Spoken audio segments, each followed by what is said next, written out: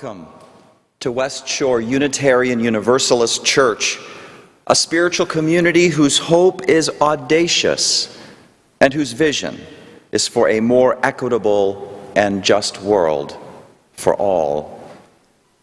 I'm Reverend Anthony McCarr, Senior Minister of this wonderful community, and joining me are Megan Ross, Acting Director of Religious Education, Dave Blazer, Music Director, Melinda McGuckin, Worship Associate, Larry Wise, Christine Solanti, and Michael Hockman, who are our wonderful tech folks who are in this moment troubleshooting and making this live stream possible. We are so grateful for them. Together, we are pleased to invite you into this space which is connecting people all over Cleveland and all over the world to our welcoming community. Often the world is not so welcoming. Often the values of the world are neither loving nor just. So, may this worship hour be one where our souls are fed by a wisdom and a passion that remind us that life does not have to be that way, that there exists a larger love in every human heart, urging us on to what is better. Let this larger love move in our midst this morning, and may we be changed by it. A very special welcome to you if you're a newcomer to our community, gay or straight, cisgender or transgender, black or brown or white, you are welcome. Our West Shore regulars would love to greet you and will do that if you indicate on the Facebook chat that you are new or relatively new. If you happen to have any questions and would like to chat with a live person, West Shore's new Member and Engagement Coordinator, Diane Alcorn, would love to reach out. Diane's email address is being added to your Facebook chat as we speak. And now, some announcements from Diane and Megan and Kathleen Heck. Hey Diane, what's going on? Hi Megan, good morning. I'm just sitting here waiting for everybody to come and get set up for the Connection Fair. What do you mean come for the Connection Fair? Well, the Connection Fair is this morning at 11:30 after the service. Diane, we're in the middle of a pandemic. We can't meet in person safely. We're not meeting in this Baker Hall. We're meeting in virtual Baker Hall. Yes. This is better. Here's our virtual Baker Hall.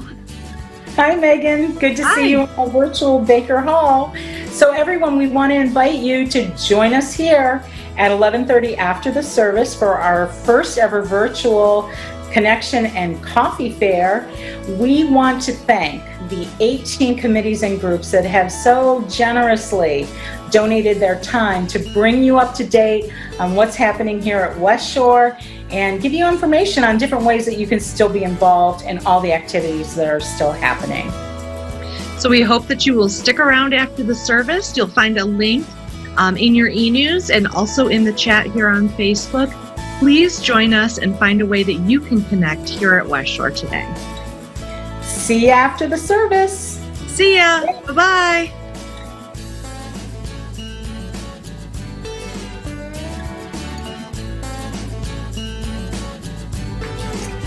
Hello, my name is Kathleen Heck, and I've been a devoted and grateful member of West Shore since 1992. I've always believed that going to a service auction dinner or party is the best way to get to know people at the church. But hosting or co-hosting a dinner or party is the most delightful way to get to know people even better. I love the people at West Shore, but last September I was reminded that the people really care for me as well. I was co-hosting a dinner at my home with Marilyn Wesky and Paul Youngberg. This was in last September. Our rock and roll theme was Elvis is still in the building. Elvis was my sweet and very old Pomeranian. He crossed the Rainbow Bridge about a month later. We split the cooking and the money needed to provide the dinner, and they came early to help set up as we were expecting 6 other guests. I've been experiencing balancing problems for a while, but that night was the ultimate. The food was just about ready. Paul was outside cooking the meat. I went out to fetch the glass dish so I could wash it and he could use it to bring in the meat, which he cooked to perfection. I got the dish, but coming in, I tripped on the gate I had for my dog Elvis. The Pyrex dish broke, glass everywhere. I managed a spectacular fall and cut my forehead on the shards. I fell on the carpet of my TV room and bled profusely, as head injuries tend to do. My guests all rushed to help me and determined I needed to go to the emergency room. I gave final instructions for the dinner while lying and bleeding. My next door neighbors, Dennis and Judy, took me to the hospital, and Marilyn and Paul and our guests sat down to a wonderful dinner. We had worked just too hard to make it, and we weren't going to let it go to waste. Then they proceeded to clean up, wash and put all the dishes away, chairs, etc., back in place. And Elaine tried to get the blood out of the carpet. It took about 8 months, but the stain is hardly noticeable.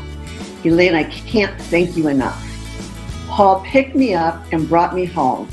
And when I walked in, I was so surprised at the wonderful cleanup job that all my friends had managed.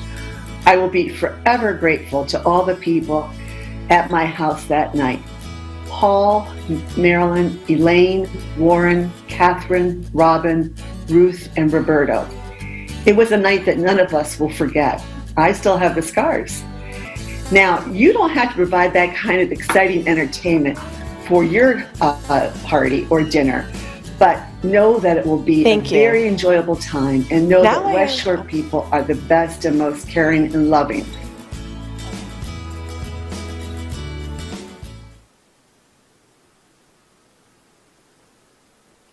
Thank you. Now I have just a few things to bring to your attention. The first is our very first Halloween trunk or treat coming up on Friday, October the 30th from 5 to 7 p.m. The Religious Education Committee is collaborating with our Child Care Center to provide a safe, fun space for kids. If you have never been to a trunk or treat, here's how it works. Adults volunteer to bring their car to the event, open the trunk and decorate it, and then pass out goodies as the kids trick or treat from car to car. We are also planning music and a photo area complete with a souvenir photo for all participants. There are 2 ways to participate. First, you can just bring your kids in their costumes, of course, and come and have fun. Or you can volunteer to decorate your car and pass out treats. We need at least 15 adults from West Shore to volunteer to make this event happen. You know, our kids have missed out on so many traditions since the pandemic began, and we really want them to be able to have Halloween this year. You can register to volunteer by clicking the link in the chat or just contact me. Our next announcement is about Holiday Pen Pals. We will start up a new round of Pen Pals in November. If you would like to participate, please sign up using the link in the chat or contact me by phone or email. Registration for Pen Pals ends October 31st, and it's open to children and adults. And you may have been wondering about this special box that I have right here. My last announcement is about a new program that we're starting called the Traveling Chalice. The purpose of the Traveling Chalice program is to deepen our understanding of one of our most familiar Unitarian Universalist symbols. The light of the chalice connects us all together and is a sacred element of our beloved community. The chalice may be used as a symbol of hope, or when one is feeling or experiencing a sense of darkness. Each week, a family or household, not just those with kids, can take the Traveling Chalice home and enjoy it. So our box was hand-painted by our own Jerry Devis, and it contains a beautiful chalice that is a miniature version of our own sanctuary chalice. It also contains a small embroidered cloth as a reminder of our connection to Transylvania, candles, a journal, a book to help you learn about the chalice, and some books of readings and meditations. When it's your turn to take home our special chalice, you may want to use it during meals, during family meetings, or maybe as a bedtime ritual. You can choose a reading from the materials we provide, or you can make up your own. You will take a photo of the chalice in your home and post it on the West Shore Facebook page or send it to me so we can follow the journey of our chalice from house to house. You'll also record your experience in the journal. How did the chalice enrich your experience? In what ways did you use the chalice? And if you created your own reading, you can share it. At the end of the week, you'll bring the box and all of its contents back to church so that it can be cleaned and readied for the next family or household. You can sign up for your turn with the traveling chalice by clicking on the link in the chat or just by contacting me. Thank you so much, and now back to Reverend Anthony. Thank you, Megan.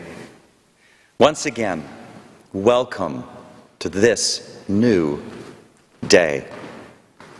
And now, we light our chalice here at the West Shore congregation at the West Shore Church. It is a beautiful reminder that no matter how jarring the events of the past week have been, the gathered community that is our church is a source of stability and meaning that we can rely on.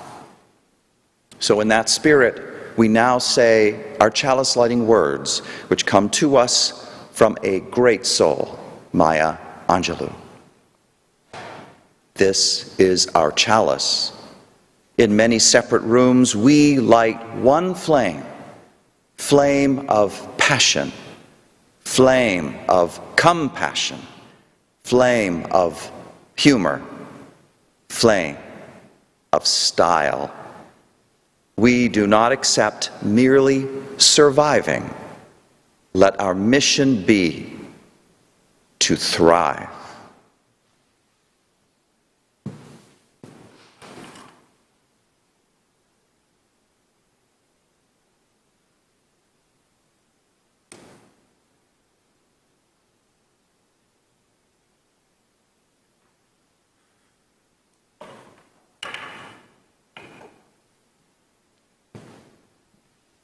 Together in spirit, we are one.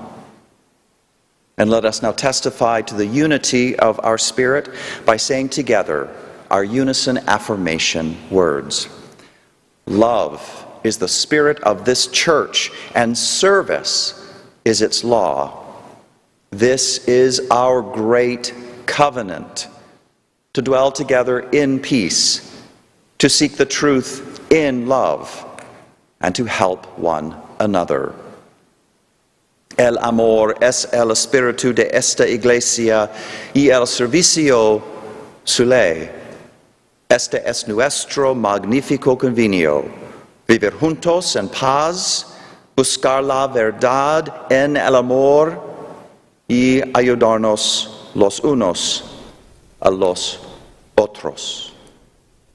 So may it be. And now we turn to our time of greeting each other. We meet in the midst of our lives. Among the West Shore family, we have some birthdays to lift up. Emmerich this Tuesday, Jonah this upcoming Saturday, Penelope next Sunday. Happy birthday to the children of West Shore. And we are also celebrating the birthdays of some of our adult members: Charlotte Phillips, Howard Hobart, Jean Fainert, Vicki Warden. Happy birthday, and may there be many more to come. We also have some anniversaries to lift up. This past Friday, Debbie Gatton and Gary Custis celebrated their 21st wedding anniversary. On October 21st, Phil Knack and Dolores Bebel Knack will celebrate 20 years of marriage. Beautiful. Many, many congratulations to these two couples. Congratulations also go to high school senior Abby Rosu for being named a National Merit Commended Scholar. Commended scholars placed among the top 50,000 scorers out of more than 1.6 million students who entered this year's competition by taking the preliminary SAT National Merit Scholarship qualifying test in the fall of 2019. Great job, Abby. More generally, may we all keep West Shore members and friends in our thoughts and prayers. Socially distanced as we are, it is so easy to miss the news of what is happening with each other. Things are happening which we may never know about. If you haven't heard from someone for a while and they're on your mind, don't hesitate. Reach out. Let us now say the names of people whom we are holding in our personal thoughts and prayers this morning. People in our community and people beyond our community. Wherever you may happen to be, say into the space of your room these names. You may even type the name into our West Shore Facebook chat if you like. I will pause for a moment as we do this.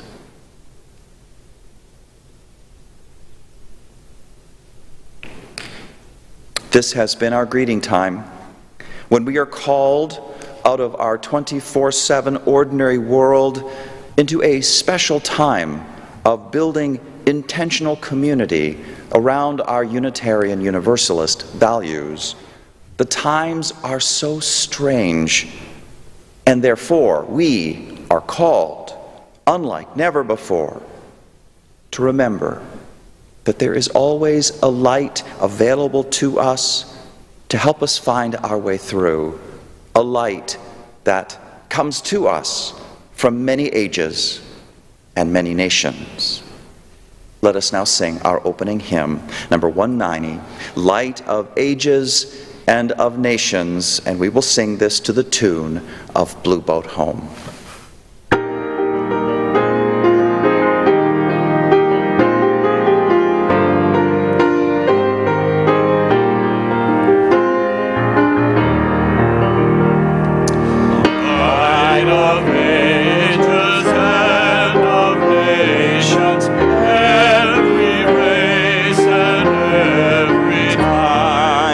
As we see thine inspiration.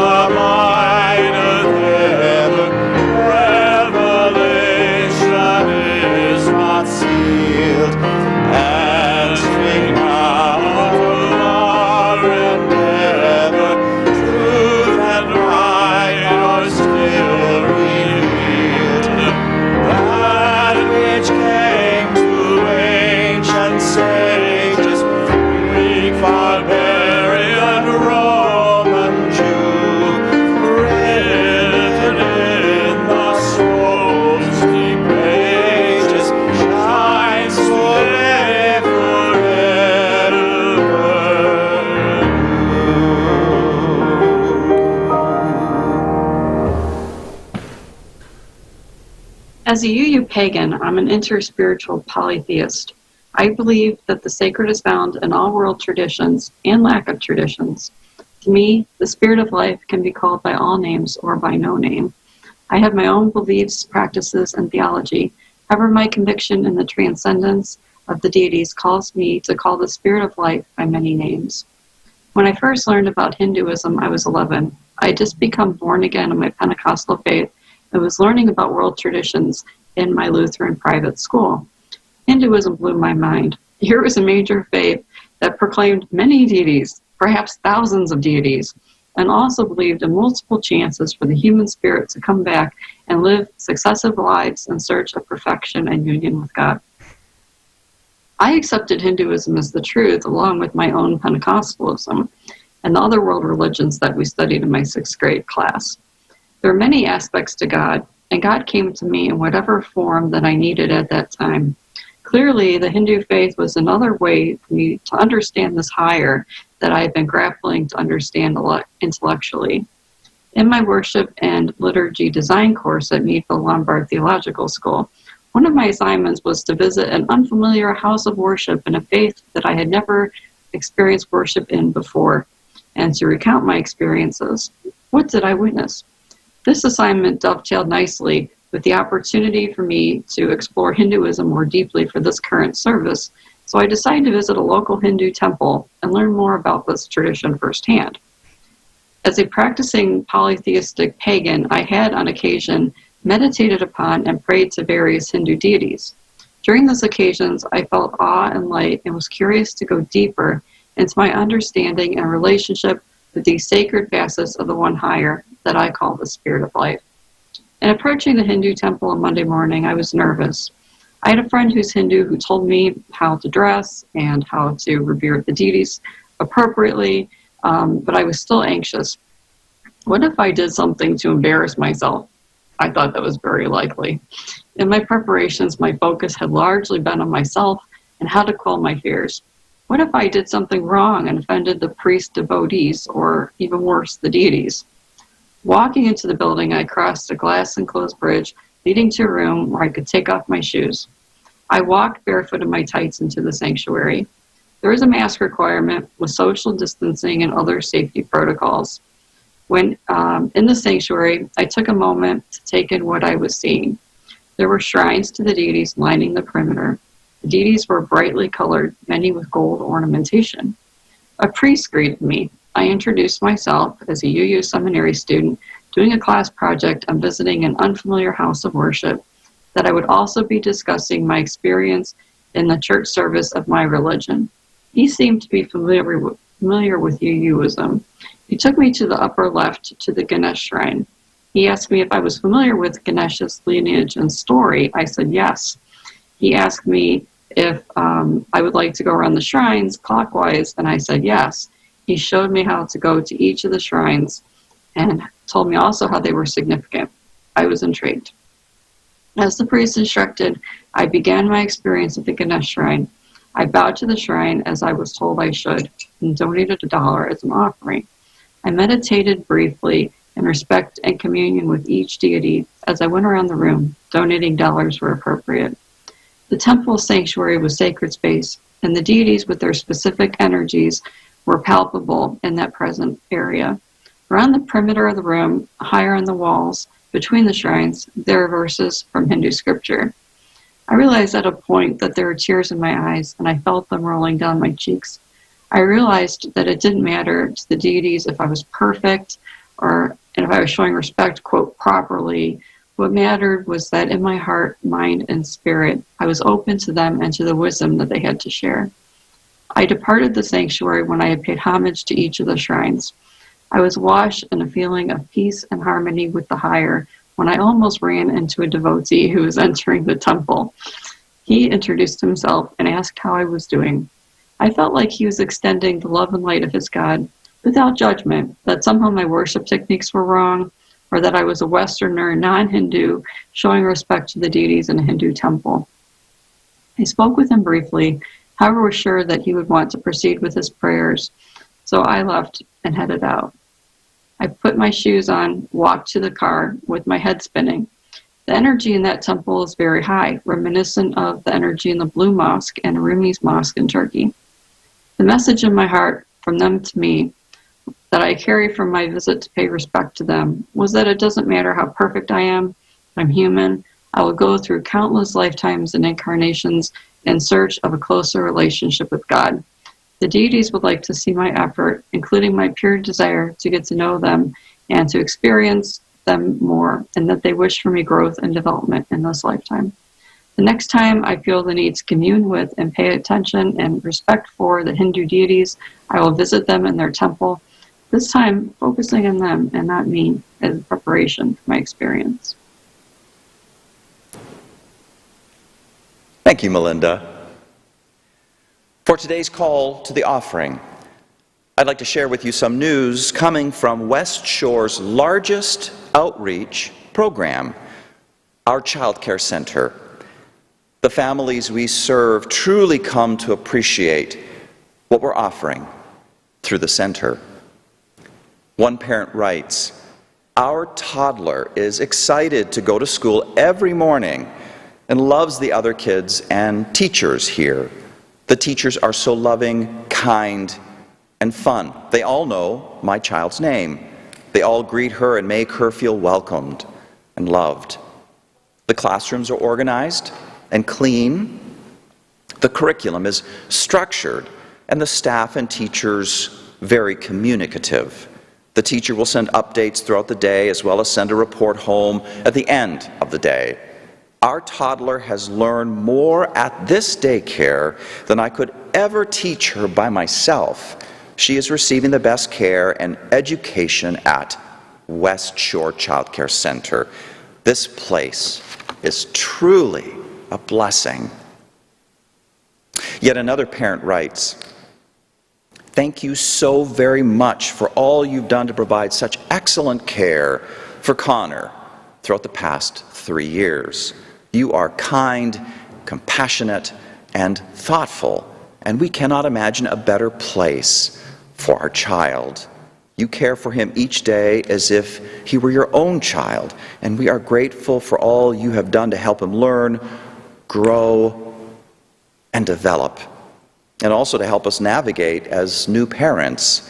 This is not goodbye, because Parker will be starting with you soon, but as Connor transitions to a new school, we wanted to be sure to pause and say thank you.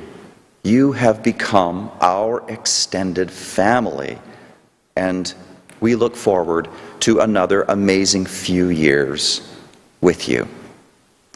This particular parent wrote a $500 check to accompany her note of thanks.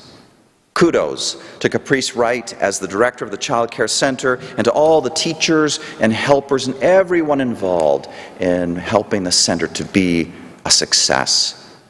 I just want West Shore to hear this, to hear the voices of these parents, and to be inspired to know that we are truly making a positive difference in people's lives.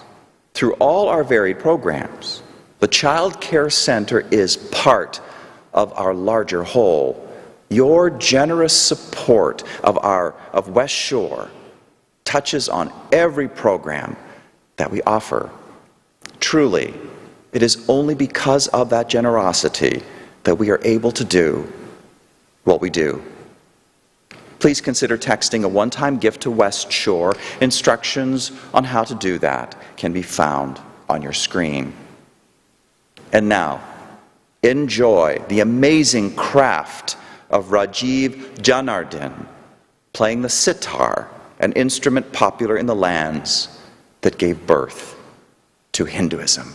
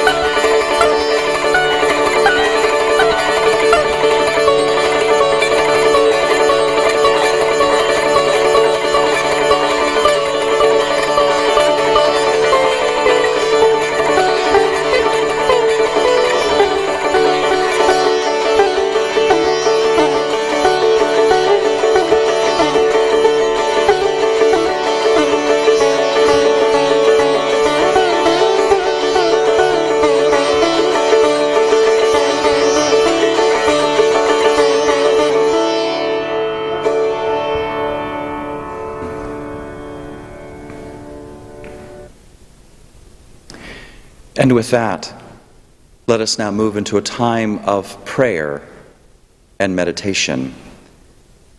Let the hypnotic rhythms of the sitar, which we just heard, stay with you. Take a deep breath in, and breathe out fully. Inhale, and exhale. Wherever we happen to be, whatever our circumstances, let the tension just drain away. Close your eyes if you wish. Allow your breathing to be slow and steady. In and out. It was Swami Prabhavananda who once said, "The little space within the heart is as great as the vast universe. The heavens and the earth are there, and the sun and the moon and the stars, fire and lightning and winds are there, and all that it now is and all that is not." If Hinduism is anything, it is an invitation to see oneself as if for the first time. It begins with interior searching, looking into the little space within the heart, preparing to be astounded by the infinity of what is found, which is what we do right now as we enter together into the wise silence.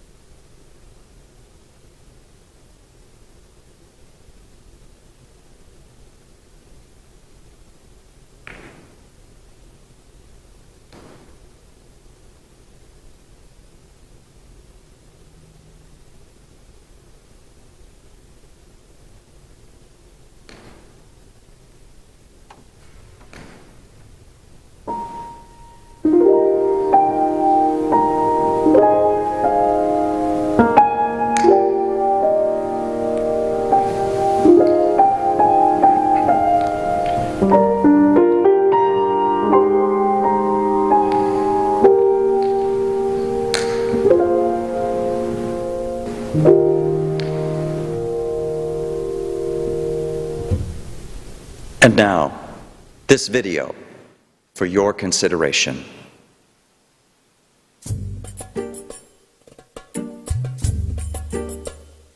Hinduism is the ancient religion of India. It's the third largest religion in the world with over 1 billion followers. And the majority of Hindus do live in India, which is the only Hindu majority country in the world. For many people, it's very difficult to understand what Hinduism is, because in so many ways, it is more like a disorganized religion than an organized religion. Hinduism has no founder. It has no common language, no common deity, no common scripture, no common ritual. All of the things that we think about when we think about bounded, organized religion. Most Hindus would believe that we all have a soul, and that soul is a reflection of God.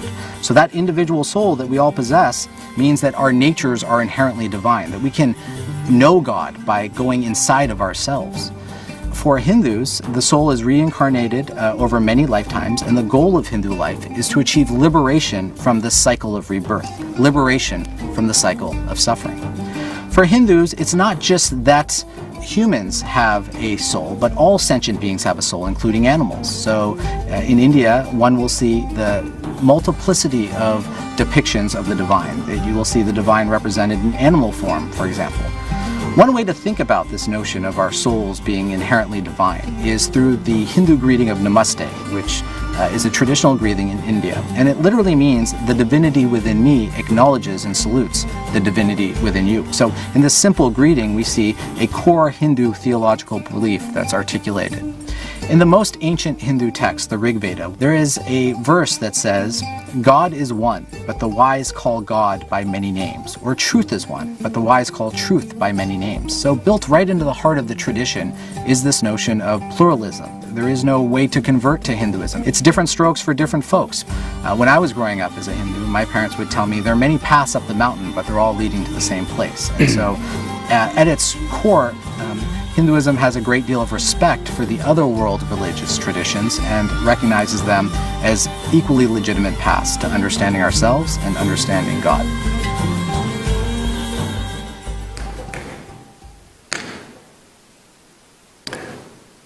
In his classic, best-selling book about the world's religions, philosopher Huston Smith writes, "We are about to begin a voyage in space and time and eternity. The places will often be distant, the times remote, the themes beyond space and time altogether, but we do this because wherever we find it, authentic religion is the clearest opening through which the inexhaustible energies of the cosmos enter human life and inspire life's deepest creative centers." This is the voyage we are beginning today in this first installment in our year-long series on Hinduism, Buddhism, Judaism, Islam, Christianity, and other world religions, because we are in search of more aliveness, because we are in search of that which inspires life's deepest creative centers. It is very true, the full story of religion is not rose-colored. It is often crude. Huston Smith freely admits this, and we must too. But here, our focus is what is best and most inspiring on that, even as we know that every religion, including Unitarian Universalism, has chapters that are shameworthy and not praiseworthy.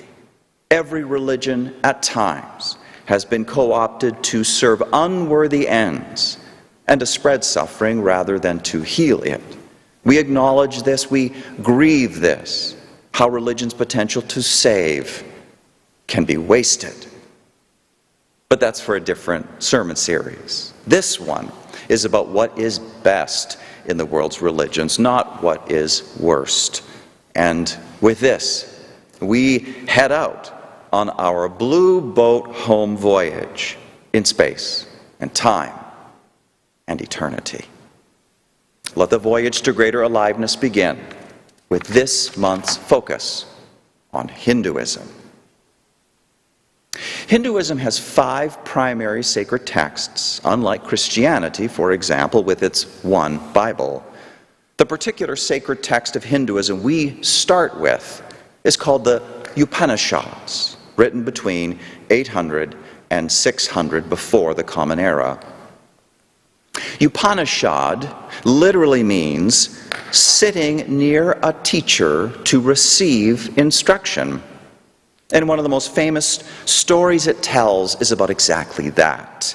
It's the story of a young man named Shvetaketu, who has just returned home after many years at school studying the most ancient Hindu religious texts of all, called the Vedas, and learning from them the prayers and rituals of the priests. Shvetaketu is like a wet behind the ears seminarian.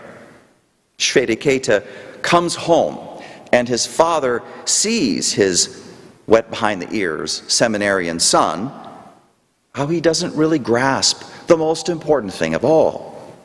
So, father teaches the son, says, "Although your eyes do not help you see God, yet there are other ways you may use to find out whether or not God is. God, like the salt, is everywhere, here, there, and far off. As the salt is hidden in water, so is God hidden in all the world. God is spirit, as you yourself are spirit. God is hidden in you, my son.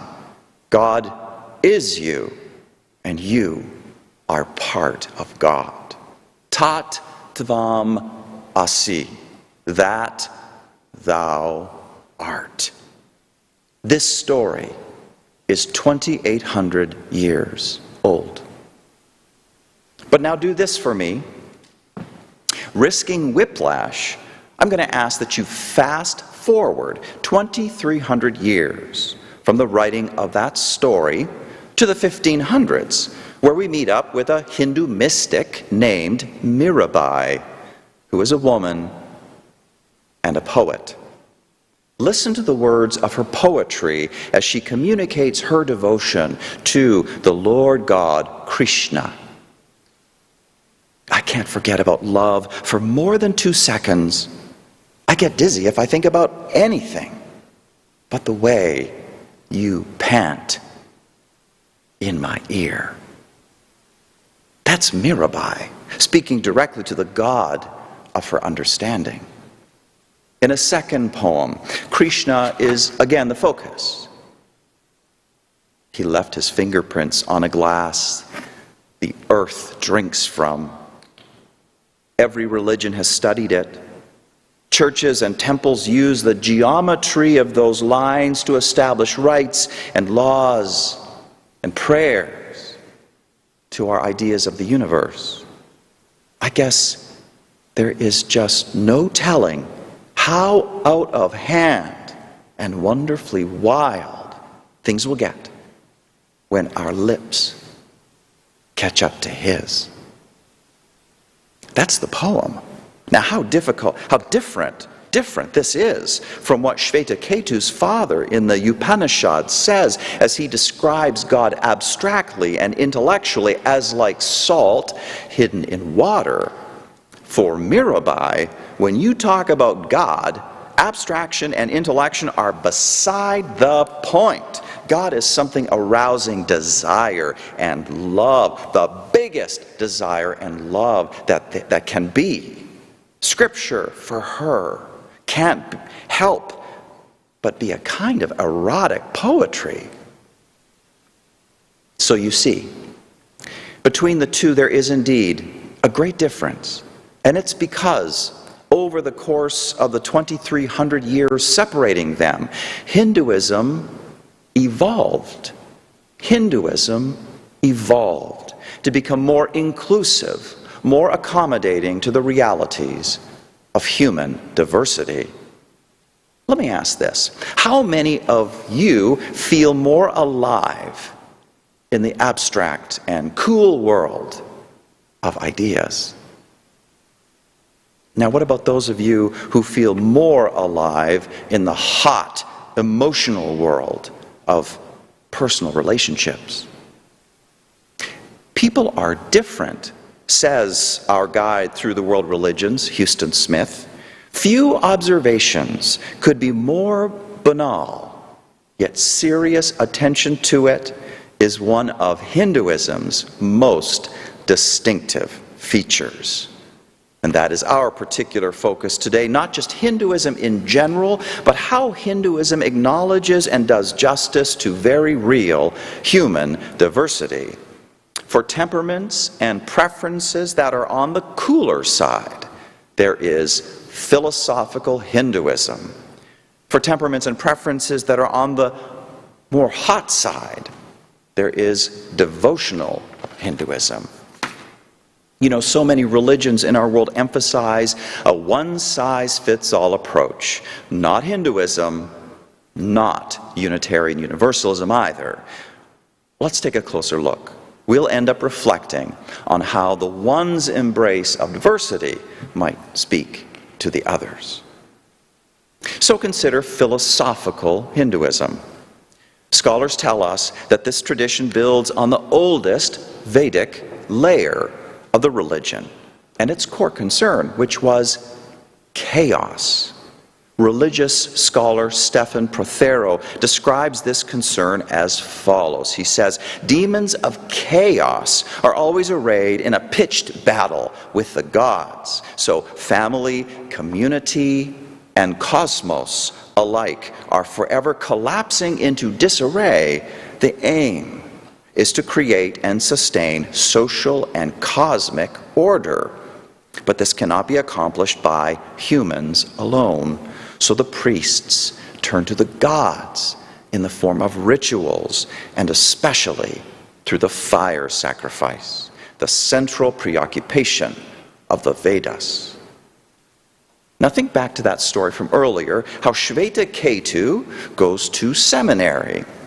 He was probably studying exactly these Vedic rituals, learning how to do the fire sacrifice just right, which essentially involves feeding the gods with animals, milk, grains, and other plants, so that the gods, in their turn, feed the world and feed humanity by ensuring the cycle of the seasons, the fertility of the harvest and of children, and also ensuring victory in war. Religion mattered because it functioned as the glue that kept everything together.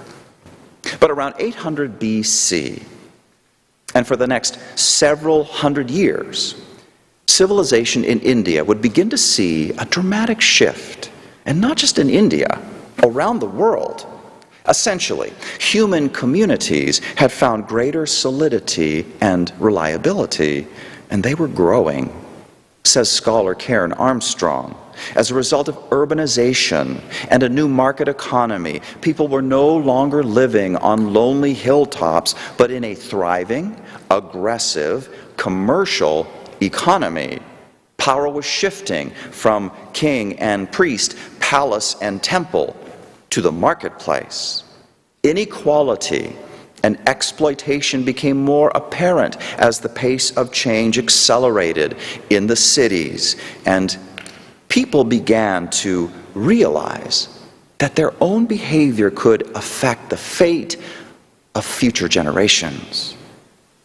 That's Karen Armstrong, and her last point is crucial. All these cultural changes happening simultaneously in different parts of the world, they led to a worldwide emergence of individualism.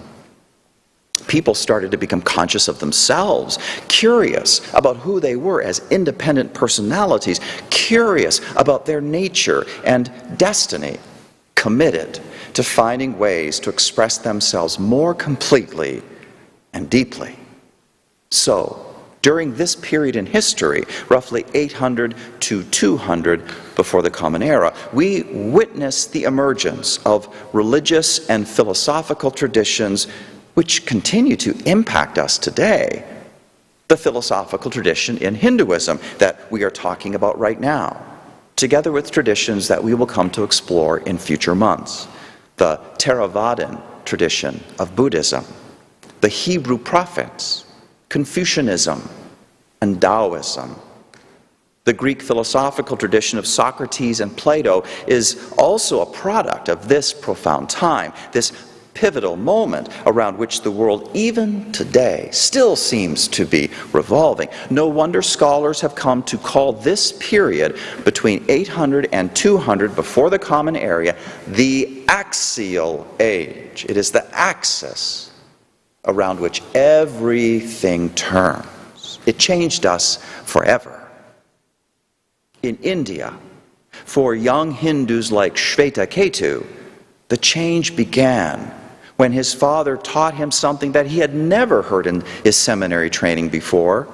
He wouldn't have, when the focus at the school was the Vedic fire sacrifice, and they were preoccupied by the issue of creating social and cosmic order. But the times were a-changing. Shveta-Ketu's father understood that. He saw, and by this I mean the writers of the Upanishads, who essentially gave birth to philosophical Hinduism, saw that the problem of life wasn't so much chaos as it was ignorance. People ignorant of who they really are. That's the real problem. But cut through it with wisdom, and people transform. The Father therefore teaches the Son. God is like salt in everything, and in people too. A person's soul, Atman, is identical to the soul of the universe, Brahman. If people can directly and experientially know this, they will be transformed. They will become nothing less than channels of bliss and peace. Many years later, a Hindu saint named Tukaram would put it this way in the form of a short poem. I could not lie anymore, so I started to call my dog God. First, he looked confused. Then he started smiling. Then he even danced. I kept at it. Now he doesn't even bite. I am wondering if this might work on people. Philosophical Hinduism bets that it will. But there must be sacrifice. Release from ignorance requires full-time renunciation from the various aims of life, in the same way that today Olympic athletes must renounce such things, such pleasures as smoking and other unhealthy habits to achieve their athletic dreams. Release from ignorance for philosophical Hindus requires renunciation from pleasure, renunciation from wealth, renunciation from power, renunciation from family and relationships and sex and work and civic duty. I am not talking about just reading books. That's what I'm trying to say. Renunciation changes everything. Marriages are legally terminated. Renouncers no longer even answer to their birth names. They abandon their possessions. Families mourn them as if they have died. It's like extreme. But here's why. For teachers of philosophical Hinduism, ignorance isn't simply a matter of low IQ, of not knowing important names and dates and facts and theories. It is rather a state of being, like kings who, having fallen victim to amnesia, wander their kingdoms in tatters, not knowing who they really are. And when the philosophical Hindu says wandering, he or she is specifically thinking of samsara, which is a condition of endless birth and death and rebirth, reincarnation, eternal souls wandering from life to life to life. And the irony is that over the course of lifetimes, we naturally find ourselves becoming more and more dissatisfied, since we drink from pleasure fully and find ultimately that it does not fully satisfy.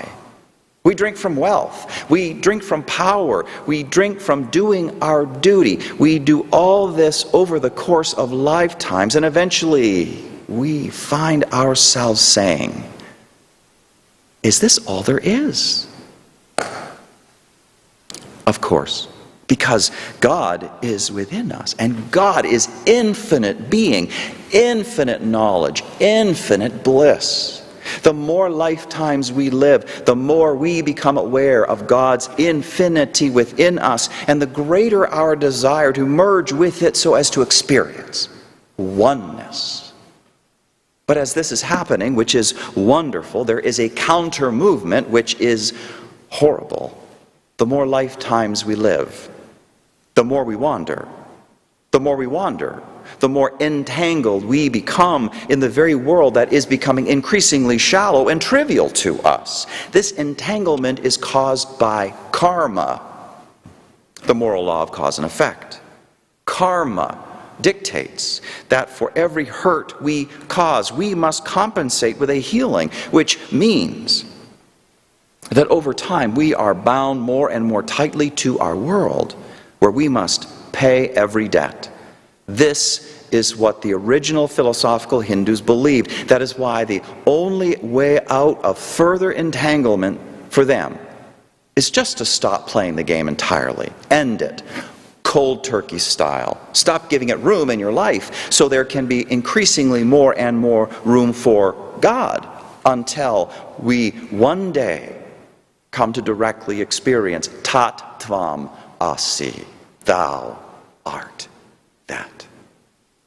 To this end, to the end of spiritual liberation, philosophical Hindus die to their surface egos and to the world. They go homeless. They are celibate. They beg for food. They meditate in various ways so as to fully enter into the insight that Shveta Ketu was being taught. God for them is something completely beyond knowing, infinite. So they renounce specific images of God. God is impersonal, like salt dissolved in everything. So, talking about a relationship with God, it makes no sense. And neither does praying to God for help or relying on God's grace to break through ignorance. In other words, even though philosophical Hinduism is staunchly theistic in belief, in practice, it is atheistic. Spiritual progress is up to just you and to the human community of renouncers you belong to. It is a cool path to God. And I say that not in the sense of, as the Fonz would say, right? From that TV show Happy Days. I suppose I am dating myself in making that reference. Not cool in the Fonz sense of things, but in the sense of calm introversion, dispassionate focus, self-reliance. Cool in that sense. Again, so very different from the sensibility of a Mirabai, the Hindu mystic from the 1500s, whom we heard sing a moment ago, I can't forget about love for more than 2 seconds. I get dizzy if I think about anything but the way you pant in my ear. In another poem, she says, the earth looked at him, Krishna, and began to dance. Mirabai knows why, for her soul too is in love. If you cannot picture God in a way that always strengthens you, you need to read more of my poems. The contrast with the Upanishads is stark. Here is heat. Here is a version of Hindu spirituality where one's ability to cut through self-ignorance depends upon how intensely you relate to God in personal terms, not cool at all, instead hot. Above all, you don't have to renounce the world to do this. You can be in the world and love God at the same time. Love is what cuts through the bonds of karma. Love is the way to infinite release, or what Hindus call moksha. This is devotional Hinduism, and it started to emerge around the time of Jesus in the 1st century. Stephen Prothero describes it as a popular reaction to the social privileges of adherents of philosophical Hinduism. Historically, this religious scholar says, most renouncers have come from the upper castes, and almost all have been men. But what about the rest of us? What about the rest of us who don't have the social standing and status to pursue spiritual growth full time? What about the rest of us whose obligations to raise children, maintain a family, to work, and so on, don't go away, even as our desire to know God and to experience spiritual fulfillment also don't go away, but hound us day and night? What about that? With devotional Hinduism, the quest for God realization takes a decidedly more inclusive turn. From impersonalism and abstraction, we turn to an explosion of energy and color and sensual form. Intellectual philosophy gives way to sacred texts like the Mahabharata and the Ramayana epics that, for Hindus, are billed as the greatest story ever told. From the Mahabharata in particular, we get the Bhagavad Gita, which, since the 19th century, has functioned as something like a Hindu New Testament.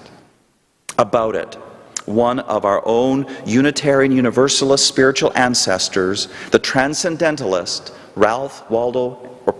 Henry David Thoreau,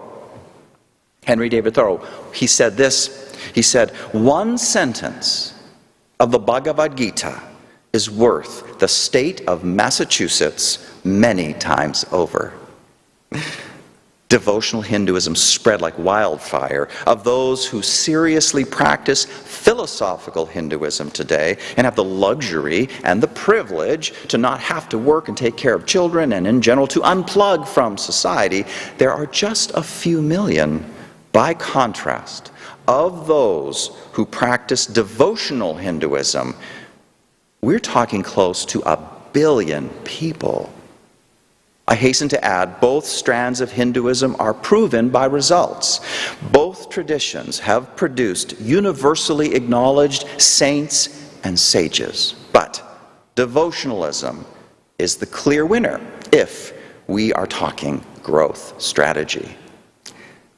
Besides affirming that people don't have to be full-time renouncers of our world in order to connect with God, devotionalism also affirms that it is a good thing to picture God in many different ways. For philosophical Hinduism, God is beyond all human knowing.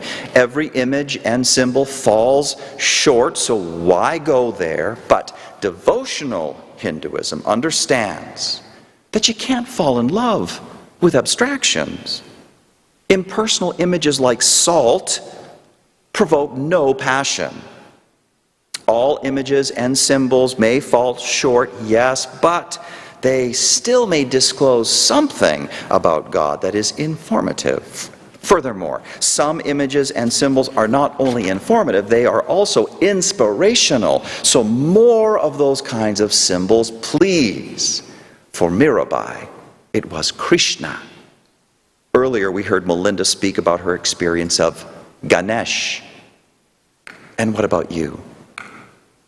What symbol of the divine might provoke heart passion in you? What matters is building passion to the end of energizing personal transformation, building a hot fire in the soul that burns away all illusions until you see what is truly real. Love. There's one more thing we need to know about devotionalism: that it affirms the reality of grace. Houston Smith rightly says that one of the questions which has always divided people is if the universe is friendly. Philosophical Hinduism says that it is not so much unfriendly as it is indifferent.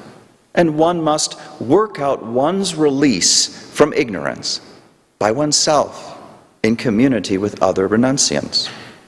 Devotional Hinduism, on the other hand, disagrees and says that God is a personal God who grants us help and strength as we ask for it, chanting the Lord's name or pilgrimages to special sites, or observing sacred festivals, or food offerings to your chosen deity. They're all examples of ways of inviting grace into one's life. People are not just alone in this universe, and the path to awakening is not just a grim, grit your teeth and do it yourself endeavor. Help is abundantly ours for the asking from spiritual beings wiser than ourselves. I wonder if you remember the sermon from last week about coyote and woodpecker. Devotional Hinduism says, yes, absolutely. Woodpecker is on the way. Just ask. And that's a little bit on Hinduism. Two traditions of this great world religion, thousands of years old, to which 15% of the world's entire population belongs. And now note some of the spiritual themes that have been building over the past several minutes. First, where people go to connect with the sacred, either withdrawal from this world or of going into the world even more deeply than before. Second, the source of ultimate hope, either into oneself and the spark of the divine deep within, or oneself in the context of a network of relationships spanning outwards: nature, family, friends, society, spiritual beings.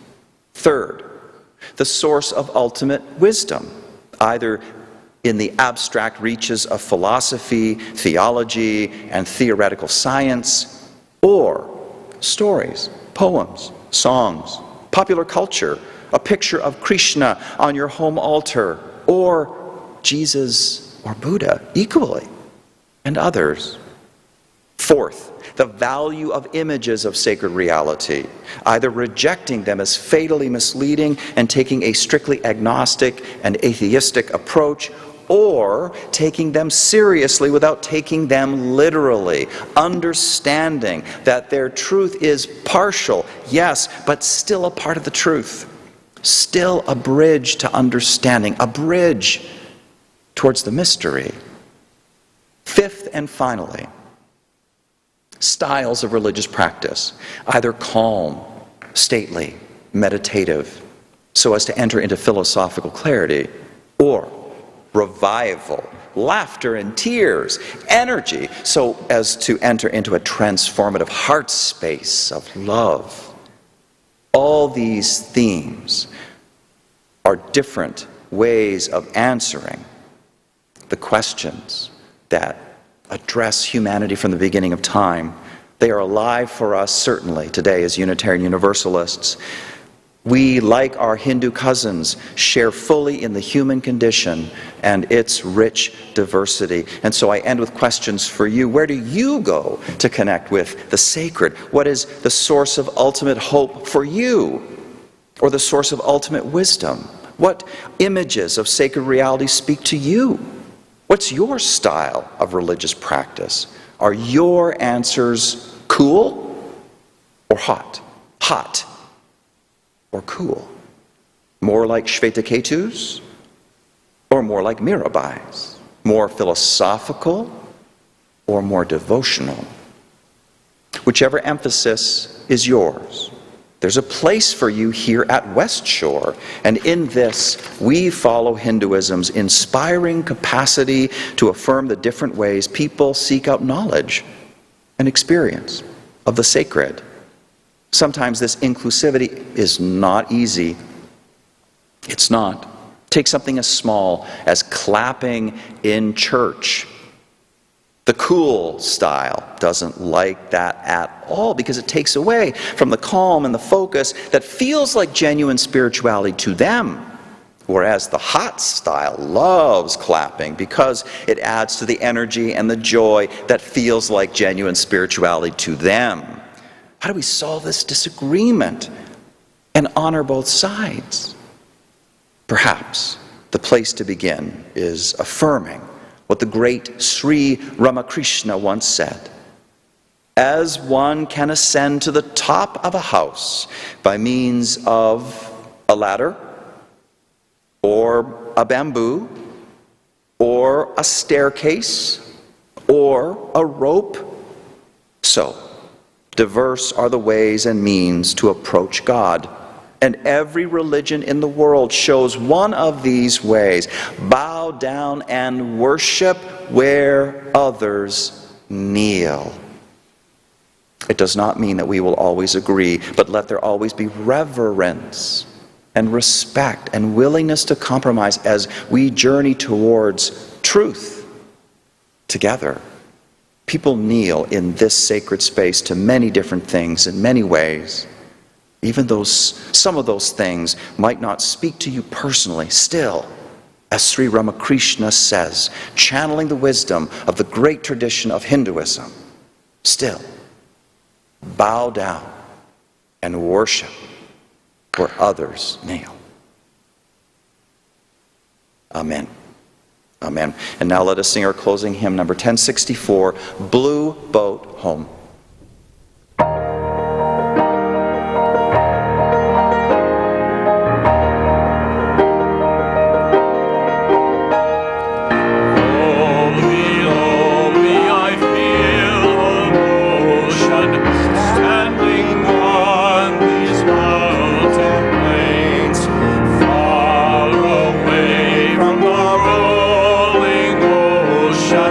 Still my dry land heart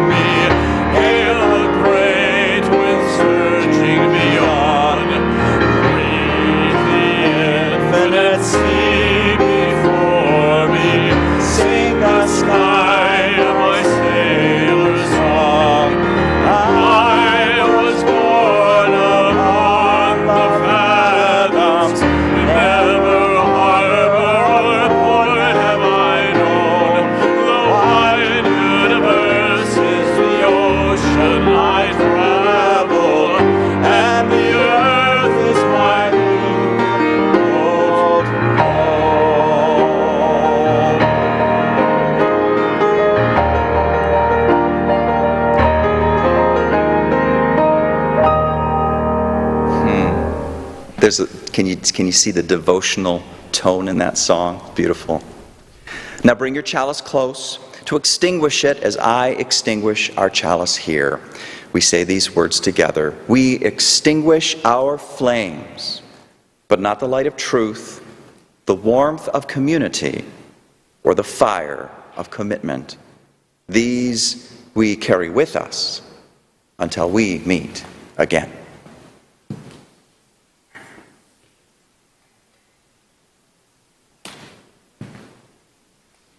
And now today, our Coffee and Connection Fair, and it starts right now. We're ending a little bit late, so we're going to give the Coffee and Connection Fair a couple more minutes. The sermon chat today will start at 12:45. Again, just to accommodate the Coffee and Connection Fair. Give them a couple more moments. Today's benediction includes an image that is powerful for Hindus around the world, the image of the lotus flower. Growing naturally in ponds, the lotus starts out rooted deep in mud and scum.